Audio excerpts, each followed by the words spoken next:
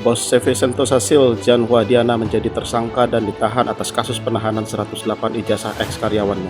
Diana kini dijerat pasal 372 KUHP terkait penggelapan dengan ancaman 4 tahun penjara. Total ada 108 lembar ijazah yang akhirnya terungkap yang selama ini ditahan Diana, terbukti merupakan milik eks-karyawan. Seluruh ijazah tersebut disembunyikan di rumah Diana. Ramai diberitakan kasus penahanan ijazah, Jan Wadiana akhirnya berujung penetapan tersangka atas kasus penggelapan ijazah. Bagaimana awal kasus ini? Saksikan terus untuk konten ini sampai selesai, dan bagi kamu yang belum subscribe, segera untuk subscribe dulu di channel saya dan aktifkan lonceng notifikasi supaya kamu terus mendapatkan update konten menarik saya lainnya. Pebisnis Jan Wadiana diduga menggelapkan atau menyembunyikan total 108 ijazah milik eks-karyawan dari CV Sentosa Sil di Surabaya, Jawa Timur. Kini ia pun sudah ditetapkan sebagai tersangka.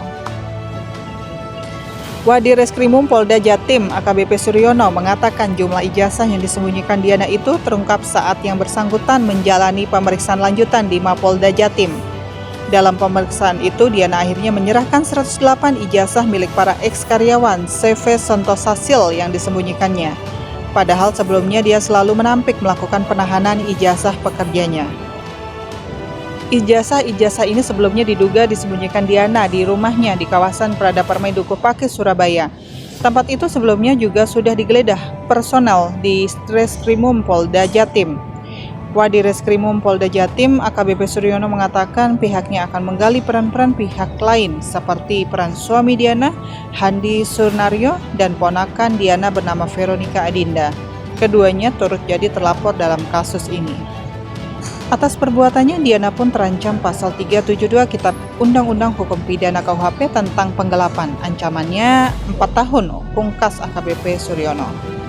Kasus penahanan ijazah ini sebelumnya terungkap usai salah seorang eks-karyawan Sentosa Sil bernama Nila mengadu ke Wakil Wali Kota Surabaya Armuji tentang dugaan penahanan ijazah yang dilakukan perusahaan tersebut. Diana kini pun sudah ditetapkan sebagai tersangka dalam kasus penggelapan ijazah. Namun, polisi menyebutkan untuk pemeriksaan terhadap para saksi dan penyidikan perkara ini akan terus berlanjut. Total ada 51 orang eks-karyawan Sentosa Sil melaporkan pihak perusahaan ke Polda Jatim. Mereka mempolisikan perusahaan itu dengan 3 tindak pidana berbeda yang berkaitan dengan penahanan ijazah, yakni dugaan penipuan, penggelapan, dan penghilangan dokumen milik orang lain. Laporan mereka diterima dengan nomor LP-B-4-425-2025-SPKT-Polda Jawa Timur.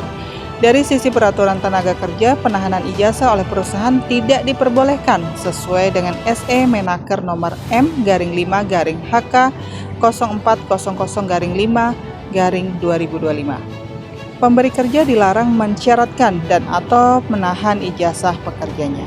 Apakah di antara kamu ada yang mengalami pengalaman penahanan ijazah oleh pemberi kerja seperti kasus tersebut?